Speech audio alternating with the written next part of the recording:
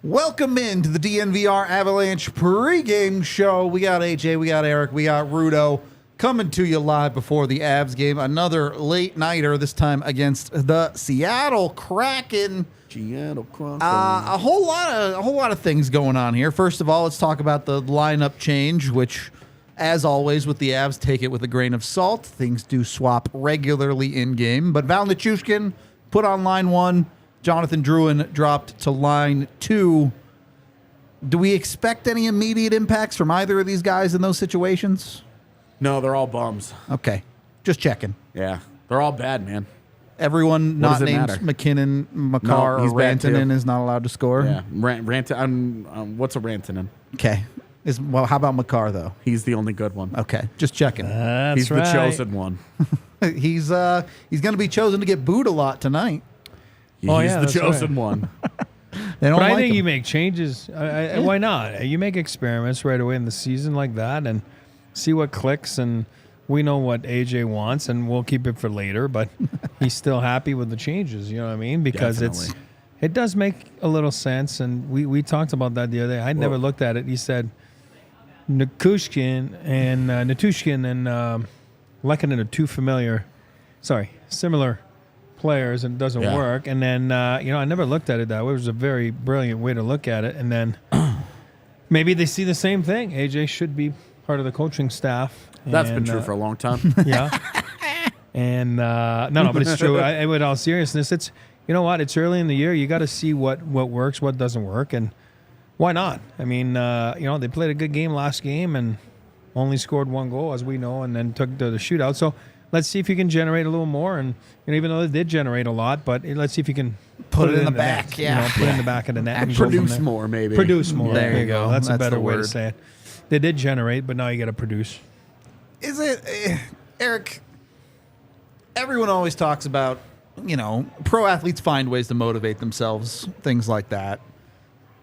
Are the Avs really stuck on round 1 from last year? Is that a motivator for this game, or is this just hey, we're going to go out and play a regular season game and try to win here? Well, I think you have to, and for the only reason that you start the year every season, like this year, all the guys are talking about getting back to winning the Stanley Cup, and then obviously 2 seasons ago they did it. Last season, what was the start of the season? Hey, we want to get back to the summit, right? We want to get back there. Who was in their way? Well, missed their injuries all year long, but in the first round it was the Seattle Kraken. They're the ones that dethroned them as Stanley Cup champs, and I think that you have to go back and you, like you said, find a little bit of motivation into any given night in the NHL. And I think that this one tonight is for sure. It's the rematch of last year's playoff game and a playoff matchup, and then Cale Makar, like you said, being booed and all that stuff. So it's going to be fun to watch, and I think it'll be entertaining, and I think the Avs will be up to the task for sure. I hope they are. I hope you're right on that one.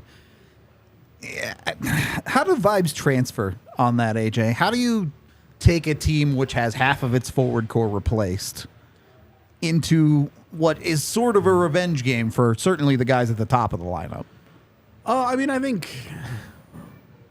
it's kind of the same way that you get adopted into culture, right? Sure. You see the way that they prepare for the game. You see what it means to these guys, and you know it doesn't matter what Mac or Mikko or McKinnon or Makar, I'm sorry, are going to say about that. You know that they want this. Yeah. You know that it's going to mean a little bit more because it's a team with a lot of pride.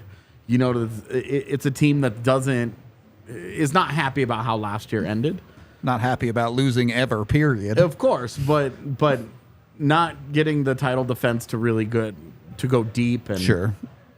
It's the first time that they failed to win a round in years. Yep. Like it was like 4 or 5 years. Yep. So I really just think that like more than anything, man, you just kind of look at it and it's been circled and it's like, hey, You don't want to get too crazy. These two teams play each other 3 times over the next handful of weeks. There will be more. All of their regular season games against each other will be done by the end of the first month, I think. Yeah, by I think 3 weeks from now. I think Seattle was 3 of Colorado's first 15 games or so. Yep. So like they're gonna see these guys again a couple of times. But for me, I think you're talking about setting a tone, and you're talking about going into the game with an attitude and an edge, and I want to see it from Andrew Cogliano. I want to see it from shift 1. That guy got his neck broken by Jordan Eberle. I want to see you put that when they put that line out. Bednar matches it with Colorado's 4th line, and I want Cogliano to step to him and say a few words, and I want Jordan Eberle to be a man and actually take it, take the fight. I know that it's kind of one of those dumb things about hockey, that this is dumb and has this accomplished a thing or whatever. That man went unpunished for breaking his neck. I want them to have an unpleasant conversation with their fists. That's just how you problem solve in the NHL. I'm here for it. Had he been suspended, fine. But you remember, after what Nazem Kadri did in the postseason to Justin Falk, he fought twice. Answer multiple the bells. Opening night this next year, he fought twice. There was no suspension for Jordan Eberle. I want to see it. Just me personally. Not getting all crazy and bloodlusty, but Jordan Eberle hadn't had to say a thing about that. He got away with it. He broke another man's neck. Now he needs to give him the fight that he's earned. Just me personally. And that, for me, you do it early in the game. You set that tone. All right, now last year is behind us. We can get on and play in the game. We're going to kick your ass. On the other side of this, Seattle starts the season 0-2-1 coming into tonight. They do not have a win on the year yet. Welcome to the other half. Yep. It sure sucks when not everything goes into the net 4 times a night, huh? We talked about them being a regression candidate. It's started. Already happened. They've only got 2 goals in 3 games. It's tough. It's a tough look. Dry. Maybe the under was the bet tonight. Well, and from that perspective makes you a little nervous about it because it's going to pop. I'm joking about regression and shit, but they're too good. They are too to average less than a goal. They are too talented for that to continue. Yep. But definitely, you definitely don't want to be the team that they get up off the mat against, especially with the recent history. Yeah, for sure. A team that the Avs should be ready for to come out and get at it tonight, certainly. And it provides the Avs an opportunity to start the season with a perfect 3-0 road trip. So, and they win tonight. They tie the NHL record for longest 14 road straight winning streak. Road 14 wins. Yeah. Do the players even know that stat, Eric? Given that it's like across 2 seasons. Well, I think you have to because, I mean, any ticker you look at, you see it, especially today, right? And I don't care what players say. They do look at that kind of stuff. They do look at ESPN. They do look at things. But it just shows you, like, how good they've been, how good this franchise has been. And it's not always easy to play on the road because you don't have the matchups. And sometimes there's a lot of back-to-backs on the road and all that kind of stuff. But it just shows you how good those guys are. McKinnon, Rantanen, Makar. I mean, the list goes on. We talk about it. Devontae's. It's a special group. They embrace challenges. Every time pressures, although they say it all the time, right? Pressure is earned, and they've certainly earned it, and they love it, and they thrive about it. So they're, like you said, you find a way tonight because it is Seattle. It is the people that stood in your way last year, and even to get back to what AJ was saying with the new players and stuff like that, like. You get into it. I was watching a little bit of CU Buffs a couple weeks ago, or whatever it was, against Nebraska, and I remember on the news, I don't remember which player it was, and they're like, what is it about Nebraska? He's like, I don't know. I don't know who they are, but we're supposed to hate them, so I hate them. You know what I mean? And it's like, right? You just jump at so many new players with the Buffs, and it is what it is, and it's the rivalry with Nebraska. So it's the same thing here. You feel it, even though you weren't there last year, Ross Colton or Miles Wood, you do feel it that those guys were stopped in their tracks last year by the Seattle Kraken, and then tonight you just jump on board and, go hand in hand with the rest of the players and, like AJ said, whip their asses. There you go. Yeah, when you wear a logo, you inherit its history. That's right. You're borrowing that. They are, Ross Colton, these guys, they are borrowing the A for however long they're here. They're borrowing it, but you have to adopt it. And right now, that means a little extra hatred for Seattle. Yeah, it's easy for Avalanche fans to be like, nah, come on, you kidding me? Everything went your guys' way. It was 7 games. We were super hurt. The whole Nichushkin fiasco. Like, all these things, all these angles to it. But at the end of the day, they beat you. They ended your title defense. Yep. You know, and the best way to honor that Avalanche history is to go out there and start rewriting it. Yep. You know, you go out there, they go out there and they drop a 6th spot on the Kraken tonight. You start building towards saying, this is done. Yeah. This year's different. Remember who we are and remember who you are. Yep. You go out there and you get beat tonight and you're going to start being like, all right, these guys are a problem. And historically speaking, they have been for the Avs. Yep. Even that first year when they weren't any good. There were a lot of low-scoring, grindy games. Other than the 7-3 beatdown, multi-goal wins for the Avalanche have been hard to come by against this team. Where do you guys think Seattle is realistically this year? They're probably not a team that should be 0-2-1, never scoring goals. They're probably not a great team either. Do you think they should be a playoff team? For me, it's no. Okay. For me, it's no. If we looked at our, before the season predictions, I didn't have him in. I don't think you had him in. I don't remember Rudo's. Given L.A., Edmonton, and Vegas in the Pacific, I think we all had him out, right? You know, I mean, listen, I'm the team. I'm the guy last year that even 25 games to go, I was saying they're not going to get in. So I'm not saying they're a bad team. I was very impressed in the playoffs and. Hats off to them. They did what they did, and they won. They played great. They played great. Earned it. So I'm not gonna bash them. Oh, just baby! 7 seconds. Push the Avs. Puck drop back another 10 minutes, folks. They also pushed Devin Levi. You know. I'm calling goalie interference. Devin Levi's the GOAT. Anyway. What I'm trying to say is, even with 20 games or whatever it was, I'm like, they're not going to get in. And so do I think they get in this year? No. Do I think that they're this bad of a start that they're having right now? No. Matty Beniers called the trophy.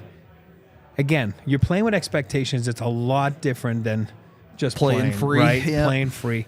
So I do believe that they're going to have to get adjusted to that a little bit for the next few weeks or so. And try to righten the ship and get back on track. Well, and that's we talked about this a lot last season too. Don't be the get right team. That's right. Just keep them down. Yeah. Hold them down while you can, because they're looking to get right. Yeah, I compared them in our prediction videos. I said they're kind of like Islanders West. They're going to be a tough out. They're not going to be a rollover team. Oh yeah, no. But I don't know that. We've talked about it. They had an unsustainably, historically high shooting percentage of 5v5 last year. Those teams just come back to earth. They just do. That's just reality. And they don't have the kind of high-end talent to keep those numbers high. So, and even really talented teams, you see, Nathan McKinnon has an 8% shooting season or whatever. Yep. Those individual years where those guys all pop off. It's very difficult to do again. Yep. So, with Seattle, I'm just saying, look, statistically speaking, it's going to be a hard thing to do again. You do, and it's fair to wonder, is their goaltending any better? Or is it exactly the same? It hasn't been any good. It's not for been 2 any years. good this year. Despite Seattle being a good defensive team in each of its 2 years of existence, the goaltending's been bad. And it's time to put Joey Decor. The Decor believer over here. Well, and the Avs are going to get Grubauer again tonight, and Grubauer has enjoyed that matchup against Colorado. Well, and look, here's the thing. The Avs have a significantly revamped forward core of guys Grubauer didn't play here with. Yeah. Obviously, the big guys they have. So that's my question. You've played 2 full games, and the Avs' bottom 9 forwards have not scored a goal against a goaltender.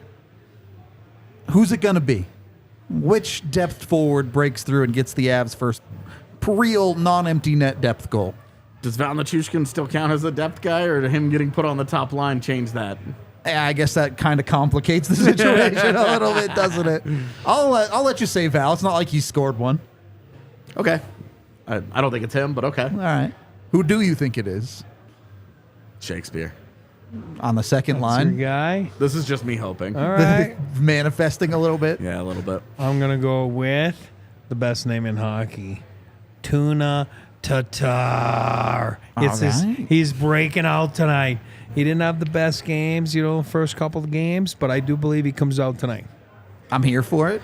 I do wonder, one of the few areas where Tatar has kind of an odd fit in Colorado is the speed Yeah. with which they play. And playing against a team like Seattle that's going to slow it Muck down it up a lot a bit, more. yeah. I wonder if he's just a touch more comfortable not watching the Avs turn a game into as much of a track meet as they possibly can.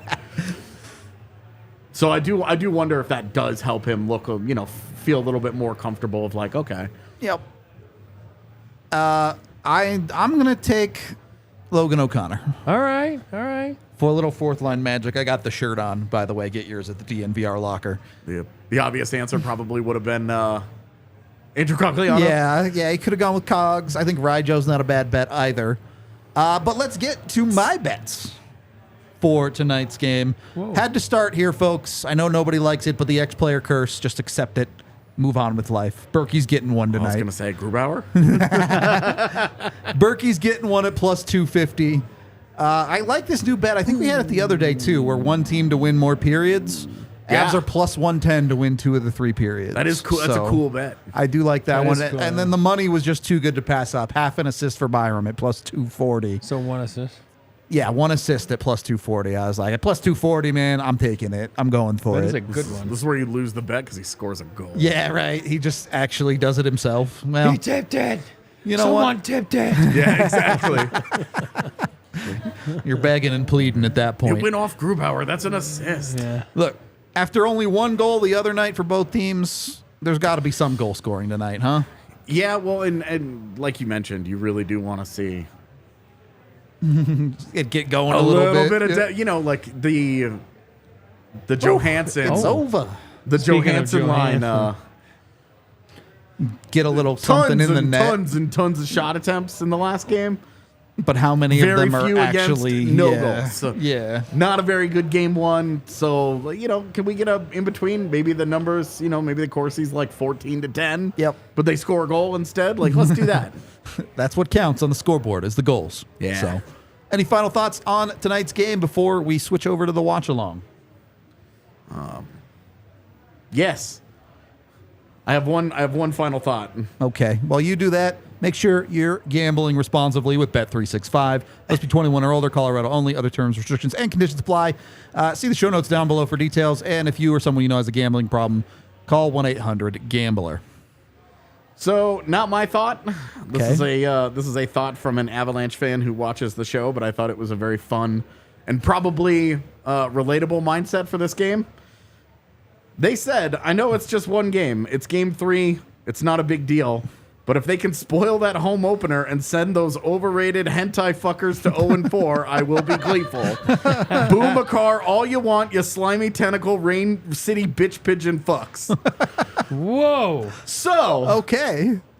if you feel similarly, that's where at least one Avalanche fan is tonight. And I thought that's very well said. That's kind of how I feel.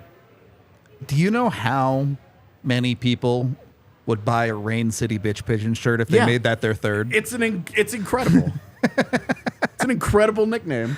We are out of here for the pregame watch along coming your way in about 5 or so minutes. Tune into that if that's your thing. If not, we'll see you in the postgame. I got to dab the sweat a little bit, but we'll talk to you in a few. We